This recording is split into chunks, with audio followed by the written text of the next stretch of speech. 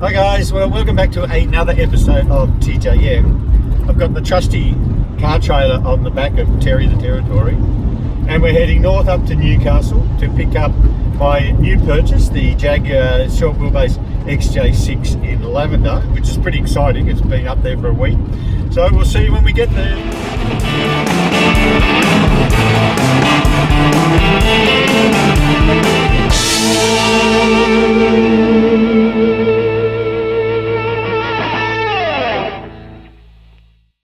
Okay, that's it's on the trailer, nice and easy getting on the trailer, so let's get it home.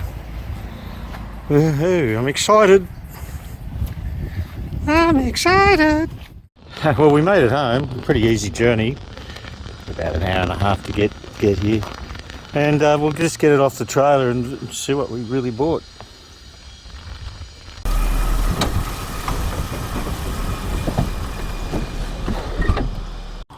Let's have a closer look at this pretty machine. When I first look at these things, I must look at them through a kaleidoscope because there's so many things you miss. But not too bad. I knew a few things it needed attention to, but generally it's I'm still pretty happy with it. I actually did say the paint was new. It's not. There's some new bits on it, but there's a lot of not new bits on it. I'm guessing it's around about 12 years old or something, and it's got little anomalies here and there, but I mean it's a 50-year-old car. So let's have a look. Well, pretty much the only work I've got to do on this old girl is do some paint correction on those guards. As you can see, it's lighter on both guards because both guards had a small amount of rust. Just here, I've got photos of it, but he cut it out and whirled patches in it, and he did the painting himself, and he said he had about 20 goes to try and match it. It's older paint, it's going to be hard, so I'm going to take it down and get it done correctly, and a few other little touch-ups around the bodywork, but otherwise it's pretty darn good. So let's have a look in the boot and see what he has given us. Well, nice bloke, Andrew. He's given me a few things. He's given me his Gunson colour tone tuner. Now, I already have one of them, but I can have one back in the mainland now and one up here. Oh, God. Oh, God. Oh, that hurt. Get up there. Mate, some more paint. Stack of receipts, which I didn't know he was going to give me. That's pretty nifty. We can go through them later. The old Rego papers, which was when it was, which is pretty good. Expired in 2020. Pretty good. All the original manuals that we went through on that first episode. I don't know why. Here, a bit of wire, kick down switch wire. Plus, he ordered this in late, so he bought it locally. So I've got all this really gorgeous transmission fluid to go through. Spare set of keys, so I've got two sets of keys. And I love this thing. I've never had one. It's a carburetor balancer that I can balance my SU carburetors without using a funnel and a piece of pipe. It's pretty good. Some colour repair dye for the seats. I think that's to do with touch up and stuff, and I don't know what all that is. Cool, so that's alright. Oh, and a whole bunch of pictures. Yeah, a whole bunch of pics of all the work and the restoration he's done on it. So we'll upload those on the computer later, so that's pretty exciting. And those who picked it didn't have its cross brace on, they're here. I don't know why he hasn't got them on there, but he just doesn't have them on there. Close the boot. One of my followers also picked, there was a little bit of rust under there, which there is a little bit, but we can attend to that. It's no big deal. Shall we take it for a test drive? I haven't been for a drive on it yet. Driving it yet. It comes with steel wheels and caps because this was the XJ6. It was the entry level model. It didn't even have air conditioning when it came out.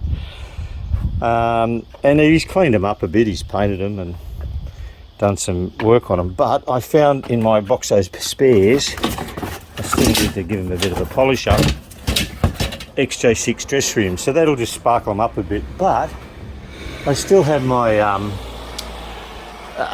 you can't see them there, but I still have my chrome scallops up there. Whether or not they'll polish up nicely enough, I don't know, but we can have a look at them later. Another thing I didn't see is that headlight's okay, but these, the high beam, that's had it. It's pretty old and had it, and that's had it, and that's had it. But they're cheap. I've got stuff. I've got all new ones up there. I always keep new stuff for that, which is good. And also the grille is pretty shabby looking too. It's not so bad, but also have a couple of actually pretty nice Series 2 grills hanging up there. So we'll pick the best one of them. I think that one's the best one up there. We'll pull it down later and have a look at it. But we might just change that as well. Well, they don't have any name on them. I think they're an aftermarket option or even a Jaguar option back in the time. And if you don't have the chrome scallops, it's probably the next best thing.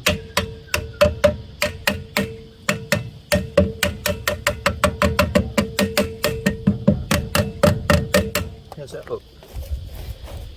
Yeah, I think that looks a little bit better. No big difference, but it's a bit of chrome. So we take it for a little test drive. First time. I didn't even test drive it when I drove. I don't know why. Because I just thought it would drive nice. I just believed him. Okay, gears work. Now the air conditioning doesn't work, but I just turned on the compressor and it works. So it just probably needs a gassing, which is pretty good. So I don't know if I've got windows open, so it might be just a little bit noisy while we take it for a run. We'll just see how all the suspension holds up with all that extra work he's done on it. Yeah, it's okay. I smell bad fuel. I just put about 10 litres in the right tank. Brakes feel good. Steering's lovely. Feels like the power of a normal XK 4.2 with carburetors. Pretty nice. A little bit of like a knock on the left-hand side somewhere at the back there, but he's replaced every rubber and springs and shocks. I don't know what that could be. We'll have a look. And tie rod ends, ball joints, everything's been replaced. Can you hear it? I can hear it. I don't like it. I don't like it. Oh, there's old mate's X300. Let's go back and have a look what that rattle is. I don't like it. Let's have a look at this thing.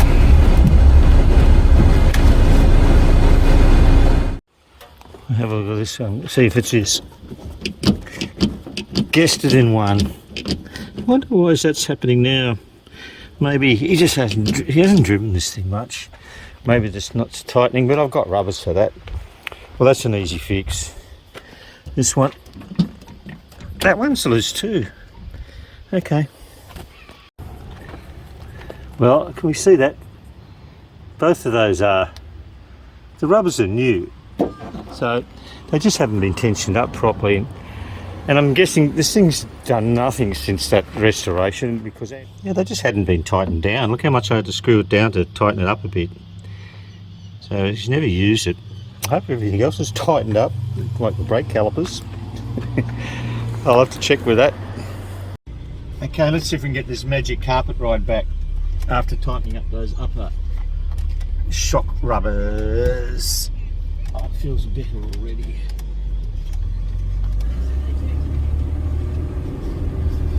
It's got some... Oh, it feels so nice on the road. Okay, we come up to my Wagstaff test bumps.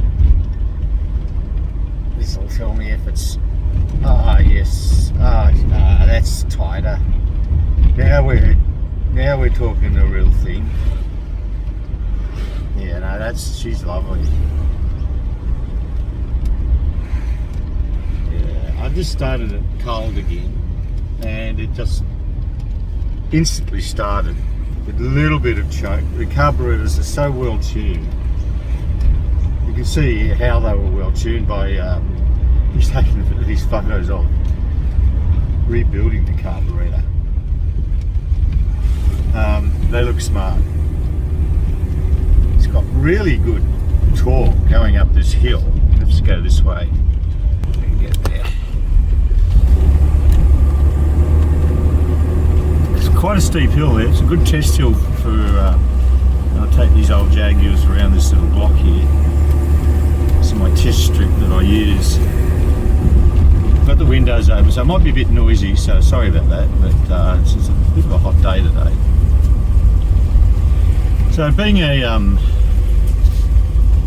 this is one of the earliest Series 2 out, its compliance, the Australian compliance is 1273. So it's definitely one of the first Series 2 that came out.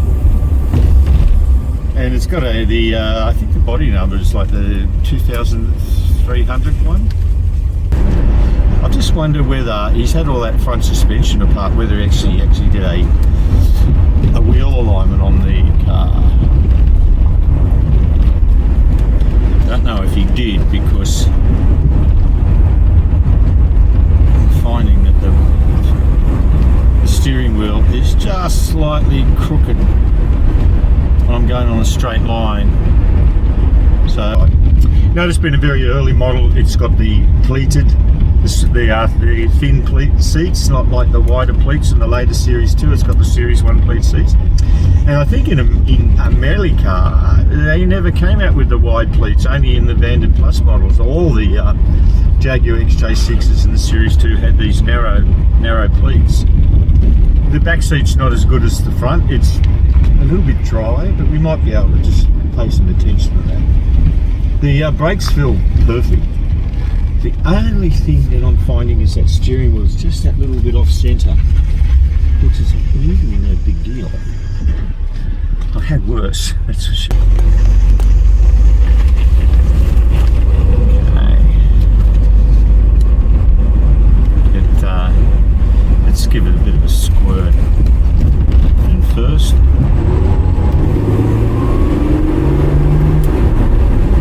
the gearbox change is lovely.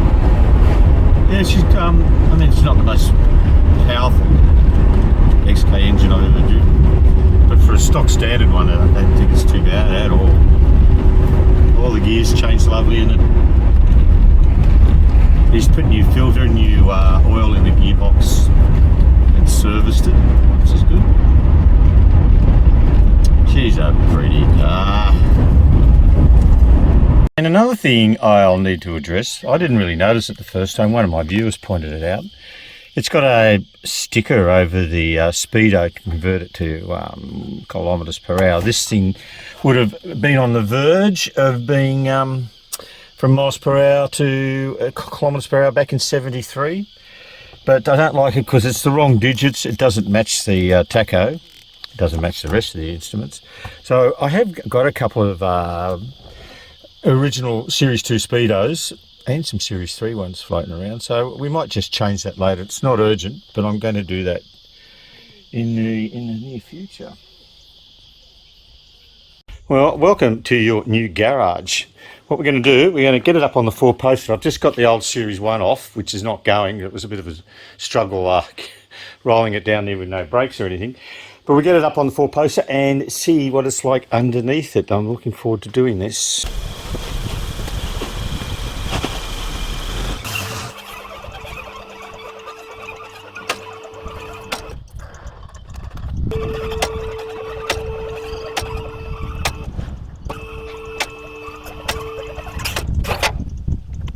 Okay, she's up. Let's have a closer look.